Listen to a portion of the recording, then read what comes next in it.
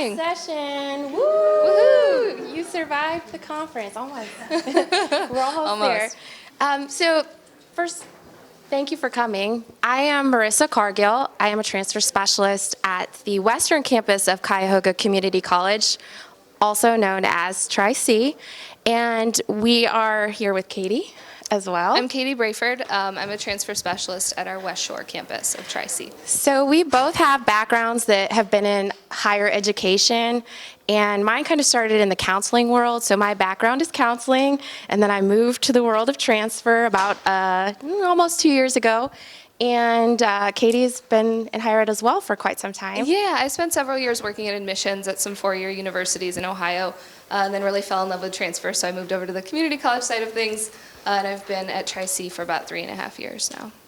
So we wanted to just give you a little introduction, and we're going to spend some time learning about you in just a second. But let's talk about like what we're here for today. If this, Might need to flip it around. technical difficulties. There we go. Oh, my bad. See? We're a good team. It's an early morning, you guys. Bear with me. Okay. All right. So we want to talk about what you came here for. So you probably saw the session description and you were like, okay, this seems interesting. Best practices. Let's talk about it. So we're going to talk about how we created our best practices, how we implemented them at Tri-C, and then also how it can apply to you at your institution. So we know that some of the stuff are unique to us and contextualized based off of our own practices that already existed. But we also are going to share some of the dirty laundry, if you will, the journey. There were some challenges, and so we want you to be familiar with those. It might look similar at your school, it might not, and so we just want to give you some things to think about as part of that process. And it's all being recorded. Yep. All right, so as you just saw, because we're not regular transfer specialists, we're cool transfer specialists, we're going to use some cool technology. So go ahead and get out your devices if you don't have it out already. Yes. I know we have a really great app this year for the conference. I've been enjoying it, so hopefully you're using that as well. But if you navigate to popin.live, it's just a website, type it in just like that, and then there's a code up there, PFCVUN. Give you guys a minute to get there. And we have a series of 5 questions. So once you're able to navigate to that page, we'd love to get to know who's in the room with us a little bit. Give us some context. I think it's a little bit easier to present information when you know who you're talking to, and maybe we can kind of cater it to who's in the room a little bit as well. So go ahead and pull that up, and actually as you answer each question, you can then go on to the next question on your own. You don't have to wait for us. We'll give you about 2 minutes. We'll have some lovely background music, and then we'll reconvene and go through your answers together. Okay, so go ahead again. It's popin.live. All right, so hopefully you've had a chance to answer our questions. If you haven't, feel free to keep answering them as we're going through each one. Like I said, this first one here was just to kind of get you used to using Popin. And I'm actually shocked and kind of appalled by these results. Thought it was timely, right, since I'm sure we all started off a little tired on Monday. But okay, great. So let's skip ahead.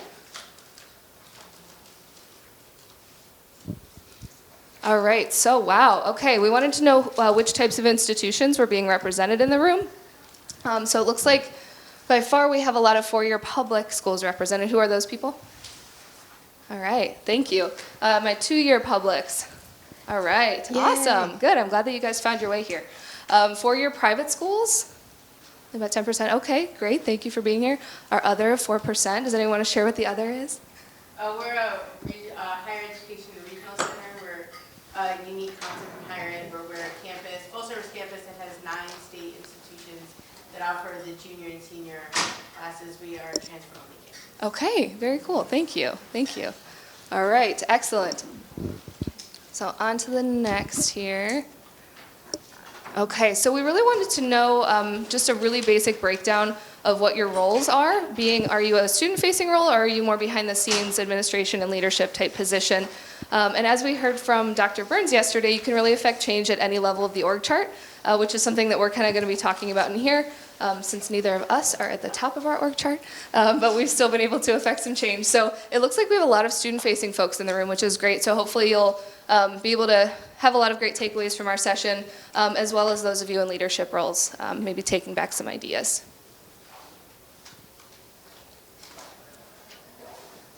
All right, and then we were asking our 2-year schools, which of the following best describes your institution? So in this, we really wanted to find out how many of you actually already have transfer centers, since that's what we're talking about today. Looks like the majority maybe have transfer services housed in another department, maybe as a part of that department's responsibilities. Quite a few of you do have a dedicated student-facing transfer center, though. I'm really glad to see that. And a few of you said we do not provide transfer planning support to students. That's really a bummer, and I hope that that can change in the future, but thank you for your honesty. Yes? We have something that's not out there. What do you have? Well, our transfer advising is diffuse. It's faculty advising Okay. throughout the campus. So it's, kind of uneven sort of thing. So transfer advising is throughout the faculty advising model as well? Okay, great. Do you have like a specific set of transfer responsibilities for those folks, or is it mostly just the advising component? I don't know how to answer that. Okay, that's fine. We'll get to it later. All right, so then our four-year schools, and we wanted to be sure to ask each type of institution, since those services look a little bit different. It looks like a very similar breakdown, actually, to the two-year schools, which is interesting. So, and about 10% said that they do not provide transfer planning support. So again, I hope that that'll change in the future for your institution as well. All right, so thank you so much for taking our poll, and that gives us some great insight into who we have with us today. So now that we've gotten to know you a little bit, we will explain a little bit more about who we are. So Marisa and I both represent the transfer centers at Tri-C, at Cuyahoga Community College. Hopefully you received a profile sheet when you came in. It's our transfer profile from 2018. We're still working on the updated version from last year's information. But that gives you kind of a snapshot of who we are in terms of transfer. And you'll see that we're a multi-campus institution, so we have 4 main campuses. We serve over 20,000 students that are taking courses for credit, and I think that number is closer to 50,000 if you include all of our workforce and other types of programs. So fairly large institution, and you'll see in terms of the breakdown of what those students are studying that nearly 40% of them are in Associate of Arts and Associate of Science degree programs. So there is a really big need for transfer support at our school, not just for those students, but for any student even in the applied degrees that are planning on transferring. So a little bit of history. The Transfer Center, as we know it today, actually started as a grant-funded program between our institution and our biggest transfer partner, which is Cleveland State University. They're right in our backyard. We send a lot of students there. And that was called the Transfer Connection Center. So throughout the life of that grant, which I think was 2 or 3 years, they saw really great success. So then when the grant ended, the college recognized that that was a necessary service, and they decided to fully fund the center, which was at our metropolitan campus in downtown Cleveland. And that was a 2-staff member office for our college of 20,000 plus credit-bearing students. So eventually it was recognized that this is a necessary service for all of our campuses. So by 2016, we had actually opened transfer centers at all of our 4 main campuses, and now we're holding appointments at 6 different locations as well. We do have some little regional offices and things like that that we service also. So we're really fortunate in that university transfer is actually a part of our college mission. You'll see that up here. It's kind of small. It's also on your profile sheet. So we are directly aligned with our college mission. Good. So the transfer center's open, and then what happened, right? So as Katie mentioned, there were 2 specialists or 2 staff members to start, and we start pretty low. And up until, these are all academic years considered here, so we're kind of in the middle of academic year 2019, but even for 2018, I didn't make this number up, 1,234, 1,234% increase from the start of the transfer centers, appointments attended, to the complete of academic year 18. Right now, we are 44% up in terms of last academic year in comparison to last academic year in appointments attended. So we're doing pretty well, and I think these numbers represent that there's a need for our services, right? People are coming to us, and you think, okay, 20,000 credit-bearing students, not all of those students are planning to transfer, but a good portion of them are. And so we're seeing quite a bit, and we're continuing to grow. So this is a good idea. My position actually is an example of the growth in the transfer centers. So as Katie mentioned, there are multiple campuses, so we're a multi-campus institution, and our campus that I work at is basically the one with the highest enrollment, so they needed an additional specialist. I started as a result of like a new position, not because someone left, just because the desire and the need for having someone else to serve was there. So we're continuing to grow, and that's really exciting, but kind of like, what do we do, right? Quick question, when you say appointments, is that unduplicated numbers, is that student initiated, or are those mandatory? Not mandatory appointments. They may be duplicated students because we do have people who continue to follow up and continue their transfer planning. So these are just appointments attended purely, not including our drop-in appointments. Those are a little bit different, and that's something that we've been working on as transfer centers college-wide, because there's a little bit of difference in how drop-ins are tracked within offices. So that is something that we're trying to align a little bit better. So these are just purely actually scheduled appointments. Thanks for asking that question. I will say, though, the unduplicated student counts, which we are able to track as well, the pattern is very similar to this also. Sorry, I took a sip. I expected you to speak a little longer. And there was an ice cube in it too, of course. So we're growing, and this is good news.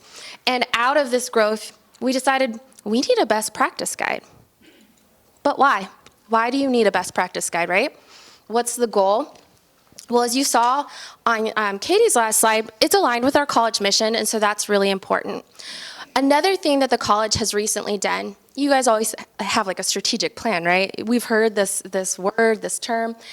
We have a strategic plan that is really focused on access, eliminating barriers, and with these initiatives, it's been really important to have action that aligns with that, right? You can't just say you want to do that. You have to do something.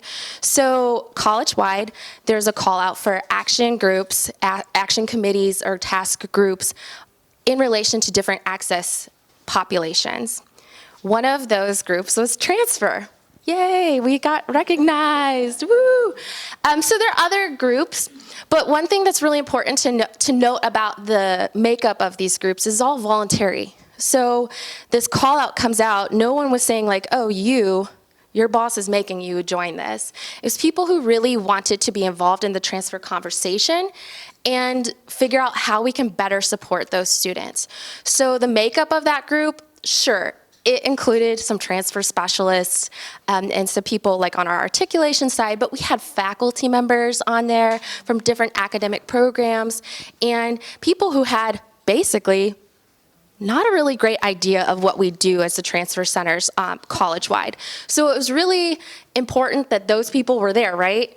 Because then they're giving us the answers of like, people don't know what we do at the transfer center. And that was a really big important part of how the best practices came to be.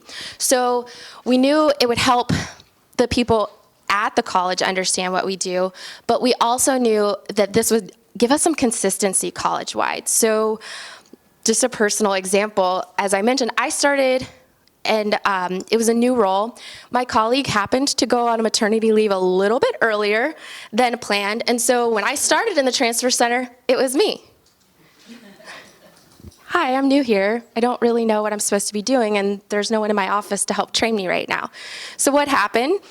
I got to go to Katy, one of our other colleagues, Kim's in the room. So I was traveling to other campuses to observe what they did and how they did it. And part of that is recognizing like, oh, I think we were doing it a little bit differently at our campus as well. And we'll talk a little bit more about that towards the end of things as well. But we realized there's maybe a lack of consistency, and the people in the access group were realizing that too. So because that was a multi-campus group, we had people saying, well, it's fine over here, it's not so fine over here, or I actually serve a few campuses and I'm recognizing I'd rather send them to this transfer center. And so the need for consistency was really there, and I think that is an important thing to note. Just because we're multi-campus doesn't mean that doesn't happen in other offices where it's just person to person, right? I'd rather go to this counselor or advisor because they're gonna give me the answers I want, and this person isn't, or something like that. So that, I mean, we don't like that that's a part of the equation sometimes, but that is reality of sometimes the surfaces. So we wanted to build stronger consistency, and a small group developed from the action group to create this because we knew what like the day-to-day tasks might look like, and the guide came from all of that. So we're really excited. about what we've done so far, and we had another why of like how this was developed. So Katie will share that with you. Yeah, so in addition to our own institutional best practices and policies and needs, we also consulted national research and publications to make sure that we're including that broader perspective in this as well. So I'm going to highlight just a few of those things here. We use a lot more than just this in our everyday work, and actually I've already learned about a few other things coming down the line during this conference that we're all really excited to read and get more familiar with different types of research. So thank you to everyone that's presented that throughout the conference. But the three I wanted to highlight here, first and foremost, the transfer playbook. This is a favorite, I'm sure, of everyone in the room. Maybe we even have some of the authors in the room, so thank you for this work. So this is really just overall, it's a wonderful guide. Like it says, essential practices. It really does give you those. It's very realistic advice that you can apply at either a 2-year or 4-year institution and how we're best serving transfer students. So 2 pieces in particular from that. Number 1, making transfer student success a priority. I think a lot of institutions claim to be doing this, but until you're actually investing resources into transfer, it's kind of hard to make that claim. So the fact that we actually have dedicated transfer centers, I think we're well on our way to this road. I'm not claiming to have it all figured out, but at least we've invested some resources in the form of these centers and these staff positions. And then providing tailored transfer student advising. So we all know transfer students have different types of needs, making sure that you're meeting those needs in a specific way. The NACAT Code of Ethics and Professional Practice, went to a great session on this yesterday. At the time that this guide was created, we were using the 2017 version. To be honest, the changes haven't changed our work or what we were referring to it for a whole lot, but really we're using that to inform how we are advocating for students in the admission process, and that includes both students transferring into our institution as well as students transferring out as well, and we'll talk more about that later on. And then last but not least, Transfer's Academic Gauntlet. This is a favorite of mine by our very own Dr. Handel. This talks about kind of providing wraparound support for students, or talking about the different barriers that students face at different points, getting ready, getting in, and getting through the transfer process. So this is a great piece that kind of helps us keep that perspective in mind in terms of where students might run into those barriers. So now we're going to break down our best practices guide. We're actually going to give you a copy of this towards the end, but we first kind of wanted to explain it section by section, sort of give you an overview, and then we'll give you the details at the end.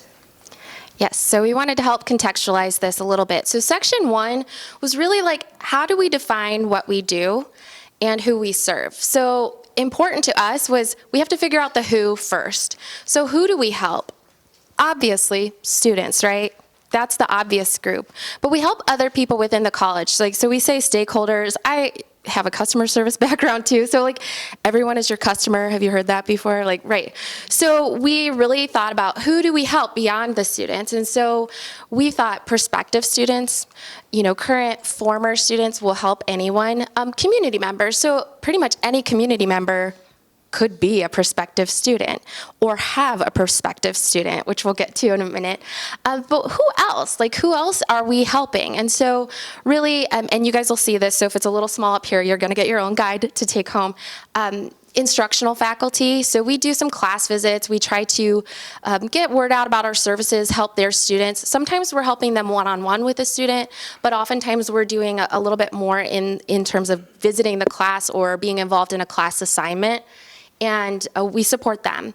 As we mentioned before, counseling faculty, our counselors are academic advisors, and so we support them in some ways too, in helping them locate resources, because they are advising, but they don't know everything about every school, and we might have a little bit more information on how to research that or have a contact that we can help them secure resources that would be helpful for them in advising. The community members, in some ways it can be prospective students, in other ways sometimes it's just giving education to high school educators and things like that. So we do some school counseling, assisting and information sharing, and then just some of our other staff and departments where we do some collaboration. And I hope that you've heard a lot about that at this conference too. So we really harp on working strongly with financial aid, because that's an important part of transfer and things like that. So we do work with some other groups in the college. So once we established who, then we could talk about what and how we help them. And so really this gives us a detailed list of the who and the what and how. It really was something we wanted to say, like, who are the obvious people? Students, yes, but who are the not so obvious? And that's where we came up with this list. Importantly, more recently, we've been working a lot with some enrollment initiatives because our college has a mission to serve some returning students, stop out students, right? Getting them back into the fold and helping support them towards their success and their ultimate goals, which transfer sometimes is part of. And then also recently, we've done some recruitment efforts where we actually go out with our recruiters. So being at the community college, there's like this like stigma of horror stories about transfer. Do my 2 years have that kind of vibe going on? Oh my gosh, I went to the community college because I thought it was a smart idea, and then nothing transferred to the 4-year. That's what you hear from people, or that they've had like a cousin or, you know, a brother's friend's, you know, aunt or something had this experience, and it might have happened 20 years ago, but that experience and that stigma, word of mouth, lives on and on and on and on.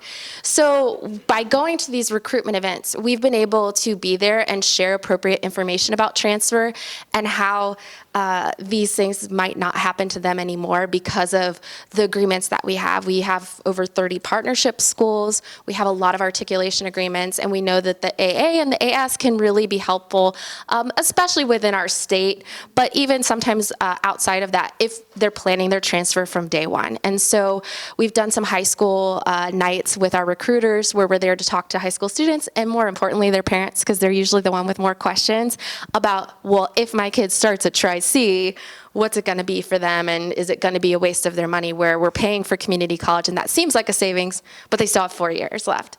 So we've been able to eliminate some stigma, and that's, I think, been a really cool thing that we've been doing within the community.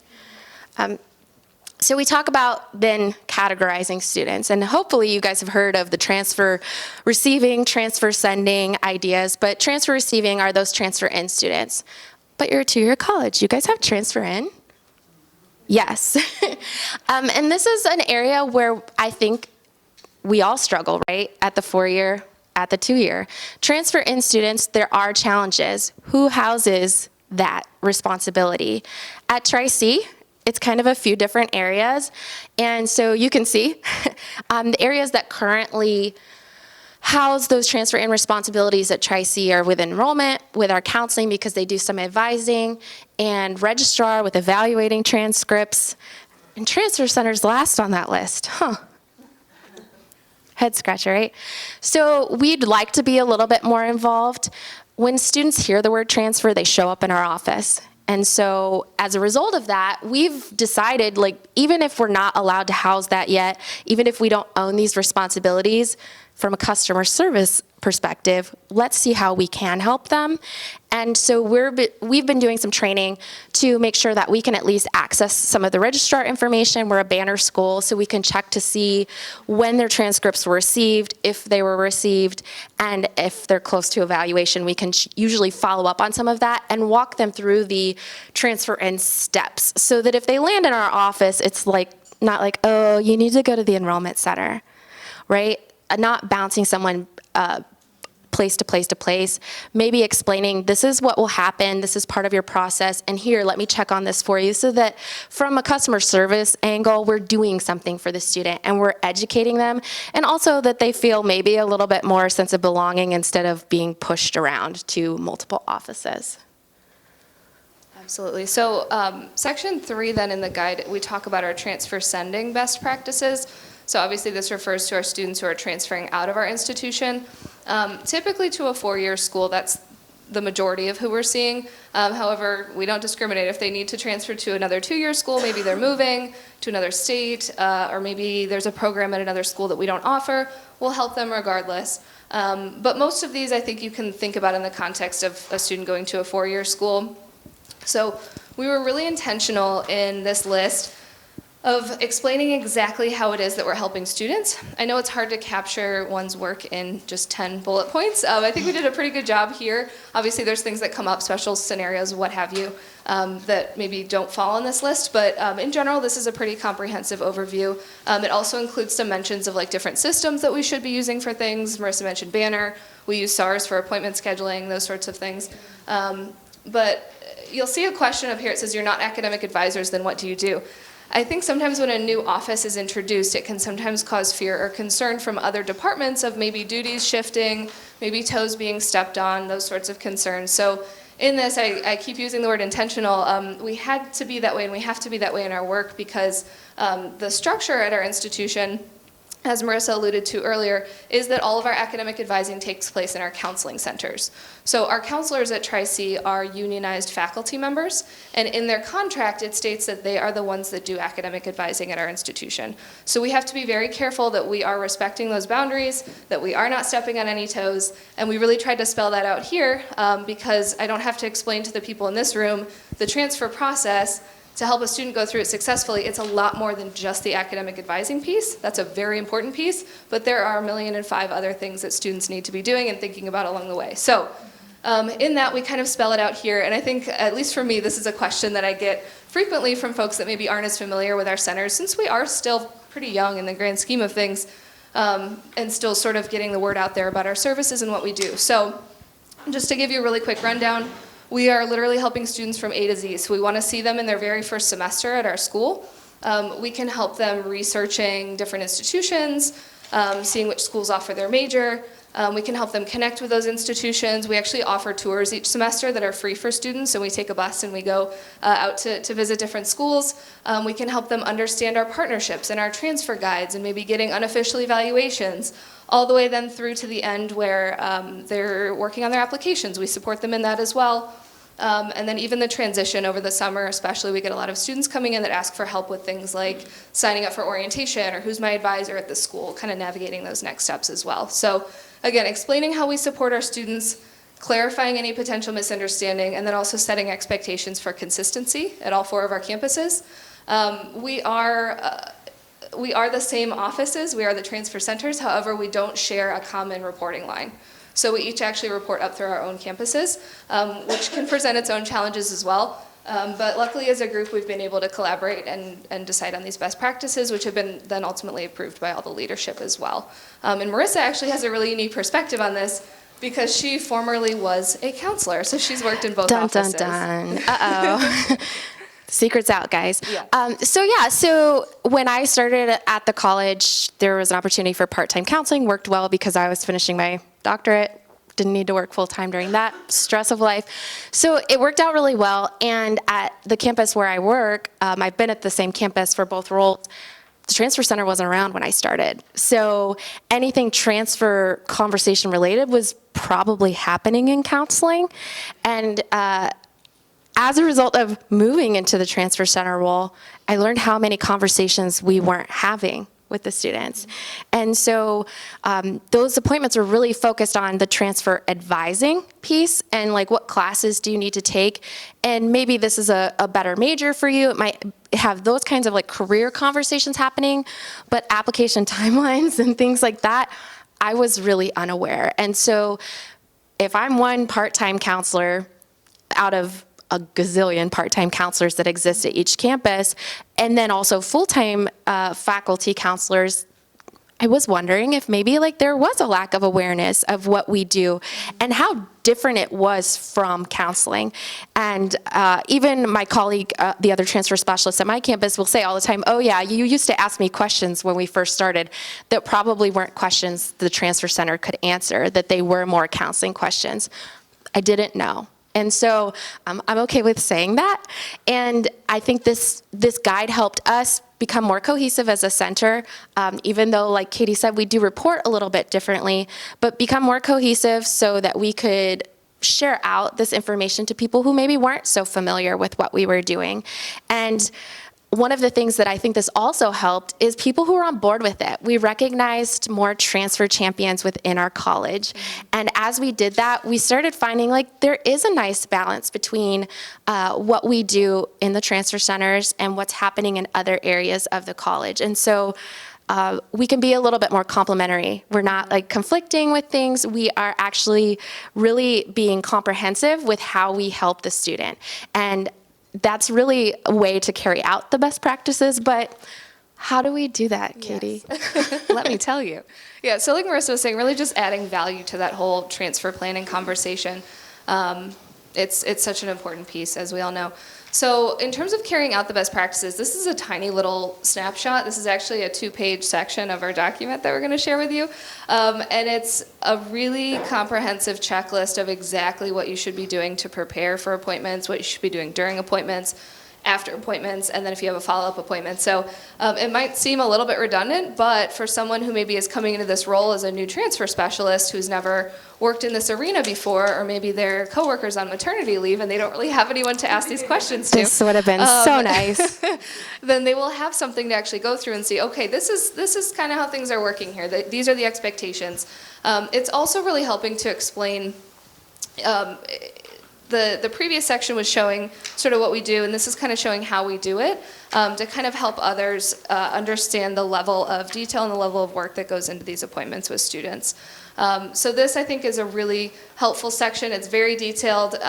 Like I said, there's appointment preparation, during, post, and then follow-up, and then each of those sections actually breaks down even further based on how the student is prepared or unprepared for the appointment. So maybe the student has no idea what school or major they want to go into. We have recommendations for those appointments. Maybe the student knows what school but not what major. We have recommendations for those appointments as well. So it kind of mentions like specific tools, different websites that we tend to use that we find to be good sources of information. And then processes for recording.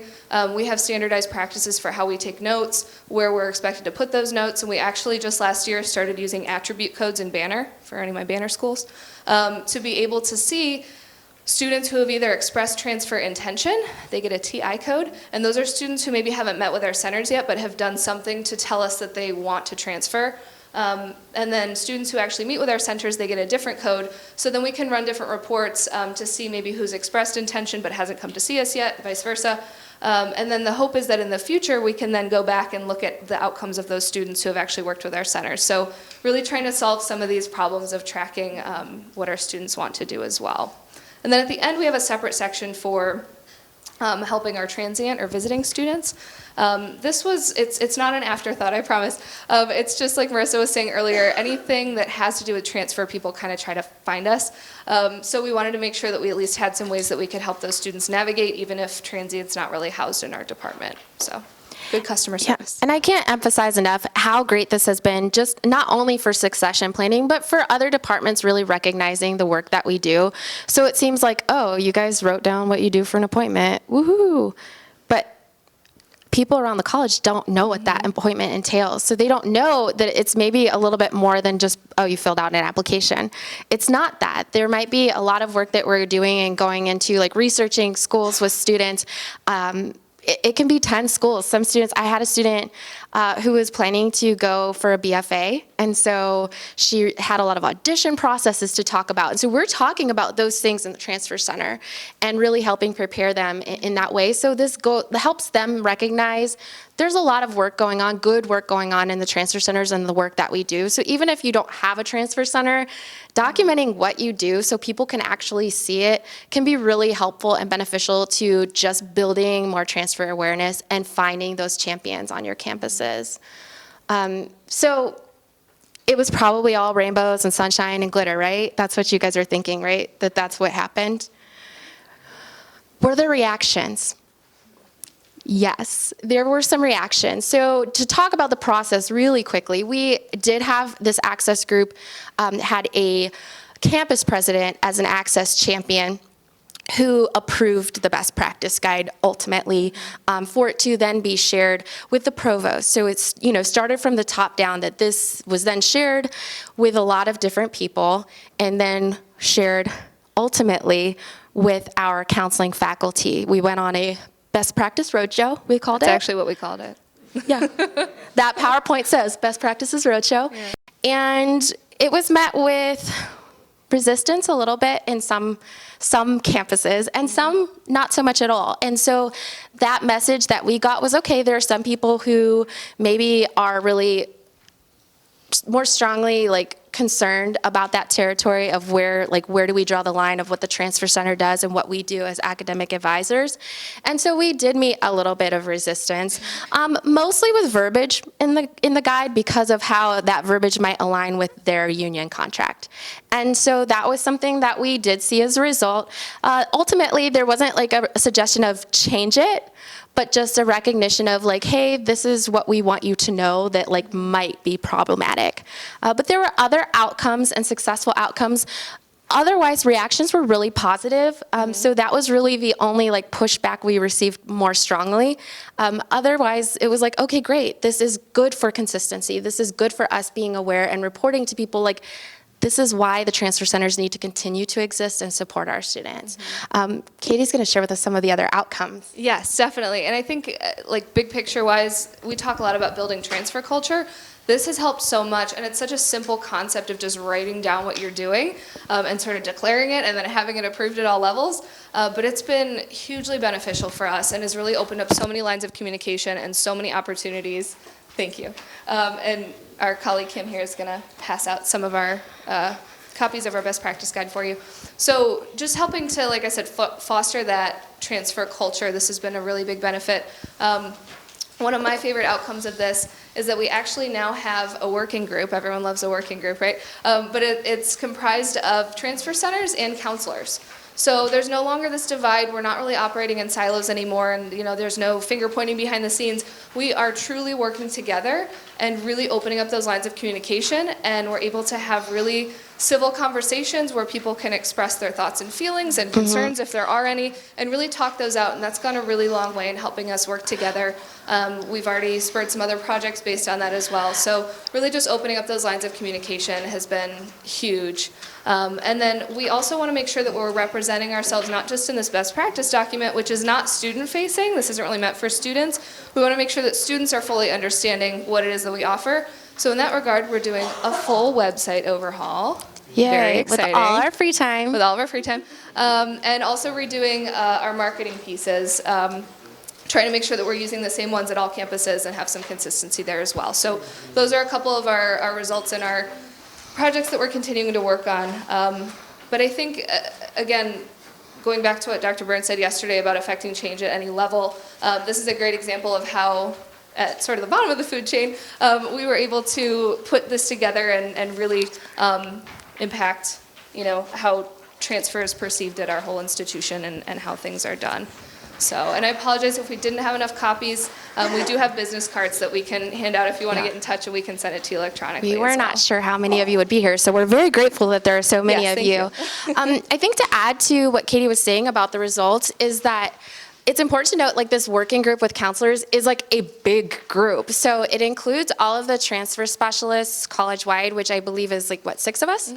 And basically at least two counselors from each of the campuses as well. So we've got a big group, and those smaller projects that have been created out of this working group are all including both sides of the aisle, so to speak, that would be able to give some insight into why would the student need to know this about counseling, why would they need to know this about the transfer center. So getting those unique perspectives has been really cool. One of the other things that I think has been a really cool outcome for us is that it, like I said before, it helped us become more cohesive, but it also helped us create really our own office mission, vision, and we don't say values, we say action, because what we need to do is act on things. It's great to have ideals, right? We all want to be super transfer friendly and great, but if we're not acting on that, there's no, you can be competent, you can know everything you need to know, but if you don't put that into play, it doesn't matter. So this is really something that we've had create some more literature, marketing materials that share those things with leadership. We have actually a mission, vision, action card, postcard, that there's a leadership facing one, and then there's a student facing one for that, but it's just explained a little bit more in like student terms than like leadership, talking about like transfer culture and things like that. So the wording is a little bit different, but it's helped us come together with that, which I think has been really beneficial. Definitely. And I hope that, I know that some of you are probably sitting here stewing or internally rolling your eyes saying, we don't have funding for these positions at my school, so how is this helpful? I really hope that this can maybe just inspire you to go back and encourage whatever offices are offering transfer services or whoever should be offering transfer services to come together and document what should be happening for these students. The process is hard enough on a student for them to have to then figure out who they need to go to, and maybe the faculty and staff at the institution don't really even know. That's really difficult. So this exercise has been so helpful, not just for our centers, but for our whole college and ultimately for students, which is the main goal of this whole endeavor. Yeah, the goal was always student-centered, which I mean is an obvious statement, but I think isn't always like what people are working toward, right? If we're going to be honest about working for a school, sometimes it is like, well, we have these numbers to get and we have this to get or what have you. But this is something where we're like, what do we do for the students? Let's document it and see how we can make it more consistent and make it easily understood by the parties across the college. And the focus on eliminating barriers for the students was something that was helpful. So even if, like Katie said, you don't have a transfer center, if the focus is student-centered and on eliminating those barriers, you might have, a lot of success with it. Important for us to also recognize this is a living and breathing document. So what we shared with you today might not look the same if we presented it again next year, right? And that's okay because transfer is going to change. Everything changes, right? The only constant. So we're okay with that, but we want it to be something that we continue to use and like have as a guide. Absolutely. So now we want to open it up for questions, or did you have anything else? I think we're good. All right. So what questions do you have? I think I saw a hand over here first. You're like speaking my language. Yay! So I'm at a public community college in Michigan. Faculty, advice, like everything is the exact same. And so I'm wondering, the word is data. That everybody is like, okay, so why, how do I prove, did you have to get any type of data to prove this? This document is awesome and I'm super excited about it. But where was the data involved? Because that's the big push right now. That's a great question. I'm just going to repeat the question, and then if you want to take it sure. first. We're just going to summarize questions for the recording. So the question is about what data was needed or how do we use data to sort of support and prove what we're doing. Whoa, I guess we are done. I don't know what just happened. That's I'm okay. sorry, I bumped something. So I'll answer your question. So data, in general, we have like a semester reporting like pyramid or I don't know, like just a spreadsheet that we have like in our internal drive that we have to report and goes to leadership semester by semester. So it's kind of always been part of that conversation. And so it does show our growth and it includes much more than you saw today. It does include like unduplicated numbers. It includes like reason codes for why they're coming for appointments. It includes external advising because we have four-year schools who come do advising within our offices. Yes. So, because they're all scheduled through our system to do that. What system do you use to schedule? SARS. SARS. Just like the disease. Yeah. Yep. Which we sometimes think of it that way. I'm sorry? We're trying to decide if we're going to rename SARS to something. Oh, It's a great question. that's a good idea. I will report that back to leadership. Yes, that is a good idea. Luckily, it's not really like a student-facing thing so much, so they don't really need to hear it, but yeah. I think we have one over here and then right here. I don't want to take away from all of the two-year institutions that can really benefit from this, but we're from a four-year that is primarily receiving and really trying to partner with and get our feeder schools to communicate ahead of time. And I'm wondering, and you just alluded in this last comment about having four-year institutions coming and doing advising in your offices. We feel like if we could talk to a student 2 semesters before they come, they know what's expected, they know which classes they should have finished before they arrive, and whether it's important to finish the associate's degree, whether it's not, and that all depends on what major they're interested in. That's a great question. Sorry about the repeating of the questions. Can be weird. Oh, you're No, fine. that's okay. So the question is just about a four-year school being able to better collaborate, I think, with community college partners. That is something that honestly, our institution, I guess a little over a decade ago, right before this grant started to fund our centers initially, there was a widespread fear of poaching. And it actually, we had no transfer visits permitted. There were no four-year schools allowed on our campuses. So we've come a really long way since then, but we still have to, okay, so we still have to be really careful about how we're approaching this. So Marisa was saying we track all those advising appointments. They are all scheduled through our offices. We schedule the students, and we don't leave it up to the reps to schedule the students. There's a lot of restrictions that are put on, like in terms of just tabling out in open areas. You know, there's a limited number of times per semester that institutions can do that. So it is very, very tracked and very monitored. It's not really a free-for-all. Right. We do. Well, The student knows they're going so-and-so. right. Person they can talk to. And those are Yes. usually some of our hottest commodity appointments, I would say, especially at our campus with our main partner that like had kind of developed that initial grant.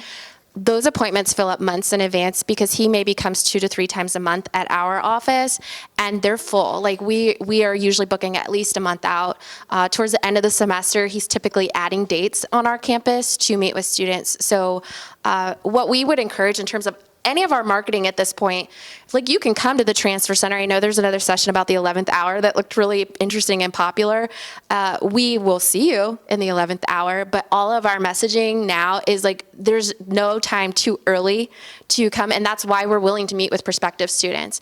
But even in the first semester, we're going to those FYE classes and saying like, if you're thinking about transfer, you want to think about it now because your degree matters, because the classes that you might be advised to take would look different if you're planning to transfer. And so our messaging is very much targeted at what you're, like the experience that you're having with students who are transferring over. And that's for any school, really. Yeah, and I get where you're coming from because I used to work for four-year schools recruiting transfer students. And depending on the community college, if we didn't have an existing partnership with that school, it was really hard sometimes for me to get in and be able to talk to students. So I think anything that you can do to formalize a partnership really goes a long way in breaking down some of those barriers because, again, just documenting what you're saying that you're doing and always being a good advocate for completion at the community college level, which I'm sure you are, but just being very verbal about that, I think goes a really long way because those are numbers that are important to us. Just wanted to add to what type of data you want to be collecting. You want to be looking at what type of data is being collected upon the admissions process with your students in the 2-year. I'm going to public for 2-year as well. And it's looking at what is the student's intent from that point forward, that initial point. If they have the intent to transfer, starting to track those numbers, how many students are you talking about? Also looking at how many advisors are actually comfortable talking about transfer, because you're going to find that there's a lot of advisors that are not comfortable. So that can help gain why the center is needed. Looking at also if you're not knowing what state you're in, is your state tracking where your transfers are going? And be able to show how many students are actually coming in and then transferring onto the 4-year institutions, public and or private, to be able to find out what are our actual numbers, because when it comes to wanting to create a center like this, it's all about numbers, but then also more importantly, getting those students' stories as to what support did you need, especially those that are graduating. What support do you wish you had during your time here that would have helped you with your transfer process? And that can help generate more buy-in from faculty, staff, and administration. So North Carolina. So the comment was about different types of data to use to support the work, and I would second that we, in addition to like reporting out our own outcomes, the college as a whole is looking at student outcomes, and there's a big push for transfer with degree completion. So we have goals related to that as well, like common goals. So lots of different ways to report out. I'm not sure. I think there was one in the back. Could you describe the relationship you have with the financial aid office as far as transfer? Describing the relationship with the financial aid office. Kim, do you want to take this one? Here. This is Kim. She works at our metropolitan campus in the transfer. And I actually was a former financial aid advisor at our college, and the answer is there is no relationship really. Sometimes they will let us share information, or we refer students to get their FAFSAs done through financial aid, but I think we kind of had an eye-opening moment of we need to have a better discussion working with our financial aid office, which is very siloed. They focus on financial aid only at the community college. Yeah. Right. And I think that sometimes goes back to even like the danger, not the danger, I guess just the reality of the multi-campus institution, that like we all have transfer centers on a campus and we all have financial aid offices on a campus. And so those relationships are more individualized, even like they look a little different when you look at each campus. And so the consistency comes from like us, we're starting with it and trying to build those things. But as Kim said, it's not a strong relationship yet. It's a work in progress. I'm sorry, just one more quick thing to add. We did last semester start creating actually a brief video that's student facing using Powtoon, the animation site, in collaboration with the financial aid office, just to give some tips for transfer students using financial aid. So. Okay, I think we have one more back here and then I'm I gonna. found, I actually just went to my financial aid department and said, hey, I'd like us to do a workshop together. And what I found is that they never thought of themselves as kind of a transfer important office, interestingly enough. And I know one of the things that I didn't know, our financial aid office tells, I'm a community college, tells our students is to keep them on their application, even when they're applying to transfer, because they can still see their data and have them come in and help them Right. if they have an issue. So they were shocked and surprised and very happy to collaborate with me. And I think that that's some messaging that the students receive more in the transfer center. We do make a lot of referrals. There have been some workshops, like we did a lot of programming during National Transfer Student Week, as I'm sure many of you had as well. We found with workshops, at least like in our institution, like that they're not as well attended as they used to be, because that's just not how students consume information anymore. So we have moved more to like videos and like social media type pieces to try and target and reach. I think she had a question, and I'll get to you too. Oh, my question was, who initially funded your grant when you were just creating this? I think it was the Cleveland Foundation. Am I wrong on that? I believe so. Don't quote us on that because it predates us. Yes. But I believe it was, and we actually currently have funding from the Cleveland Foundation as well that's funding 2 part-time positions that do administrative support in 2 of our transfer centers. That grant expires in May of this year, so we are seeking additional funding, but it was the Cleveland Foundation. Yeah. Okay. You mentioned the fear of poaching, and I was sitting here the whole time thinking, surely they don't have that at 50,000 students. But you obviously had at one point, because I'm a 4-year receiving, and that's exactly what I'm dealing with. I'm in a rural area. Rural means fewer students. Fewer students means competitiveness is even higher. And so we have a lot of insecurity, I think, on the 2-year. And we're all getting the same students. And it's like you're going to do right by the student or you're not. Right. And so do you have any awareness of any sharing of information? So back to kind of her question, to allow to early advise / even to talk with? So the question's about the fear of poaching and those kinds of relationships and sharing of data. Cleveland State probably is our best example of how we share and like what ideally could be happening with a lot of schools. One of my favorite things about those external advising appointments that I think really builds trust within the college and within the students is that there is a conversation of like, no, you should stay here and complete your associates. No, like you could actually take more classes beyond your associates because our residency role is only 30 credits and you actually could take another 10 here if you wanted to. And so that kind of builds trust in the relationship, both on the student facing side and on like, I think the institution facing side. And some of our articulation agreements do actually have data sharing built into them. How consistently that actually happens varies by school, I think, but that is something that you could maybe think about proposing, is if you're going to have an agreement, maybe including something in there as well to formalize There's it. a question over here. Yeah. I was wondering how, well, I don't know how to say this, but how valuable is the completion at the 2-year college for the students and for the receiving institution? Is that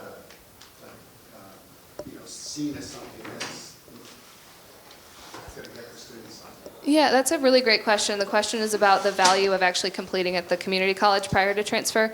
I think it really depends on the student and their ultimate goals. We do actually have some partnerships that are built around a student completing, and they get certain benefits going to those schools if they do complete the associate degree first. Cleveland State University, our same example, they will actually waive a student's general education requirements, even the really specific ones that they require of their own students. So there are definitely benefits to that. And I know there's been some research done that shows that completion really benefits students in the completion of a bachelor's degree. There's been some research shown that maybe it's not so much the case overall, but in terms of our students, we tend to encourage it whenever possible. But if there's a student going into a really specific program that maybe it will benefit them to transfer prior to completion, we'll have that conversation too, and then that's where we can bring in reverse transfer and those sorts of options as well. So, And some of our partner schools have even added some benefits where one of the biggest pieces of advice that we often have to give is if you're planning to transfer, that GPA is going to be so important in your transfer scholarship package. And a couple of our partner schools have said, you know what, as long as they're 2.5 and above and they've completed their associate's degree, we're going to give them this money.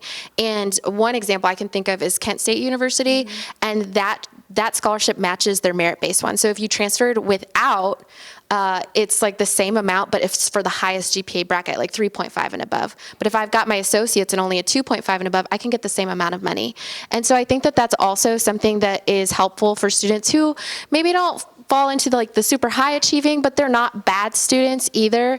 And so that's really something that I think is valuable. So it's looking at some of those partnerships, whether you are transfer sending or receiving, of how can we encourage students, and with that completion, if they're saving a lot of money, that's valuable to them. And so if it also means getting a lot of gen eds, we find even when we don't have an agreement like Kent State, if we look at Kent State's core requirements, they usually align really well with an Associate of Arts or Associate of Science. So it tends to work out nicely, but that's with people who come and use our services.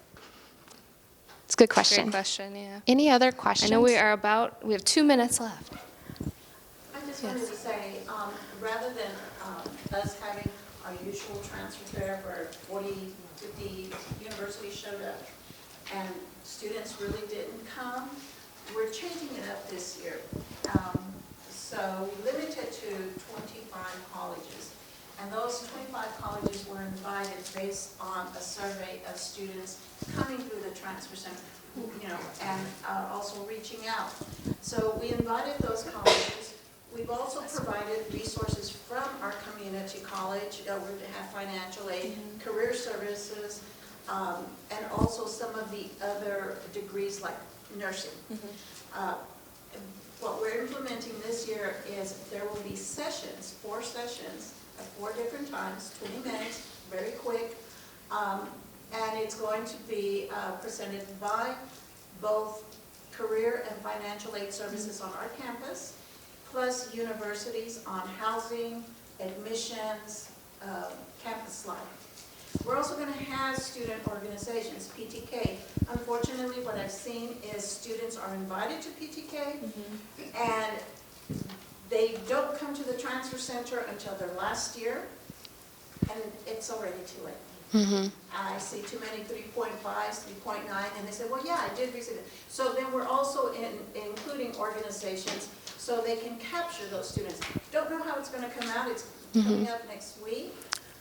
We're looking forward to it. We're working also with early college, high school, and we're going to see how it comes out this year instead of, We've found a lot of campus-specific or program-specific programming has been really helpful. One of the things that we've done this year, so as a result of the best practices guides and faculty really buying into some of this, we've had some just area-specific fairs where one we called Get Down to Business.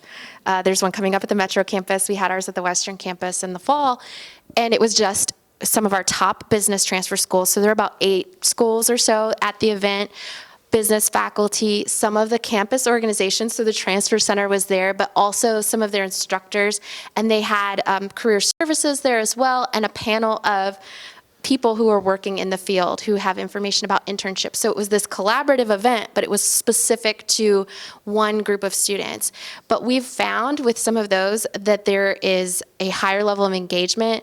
On Katy's campus and Kim's campus, they do a BSN fair. It's really popular, yeah. And actually now we've started collaborating with our Career Center as well on that event. So we have employers and some of our top RN to BSN partner schools. But I think you bring up a great point, which is trying to use student interest to create those events, because sometimes just throwing it all against the wall to see what they're interested in. You might not get a great turnout, so we're trying to be a lot more intentional with our programming too. Again, we do have these centers, but our staffing is extremely limited. I am the transfer center at my campus, so and I know that's probably applies to most of us in here. So really trying to make sure that if we are doing programming, that it has a purpose and a need.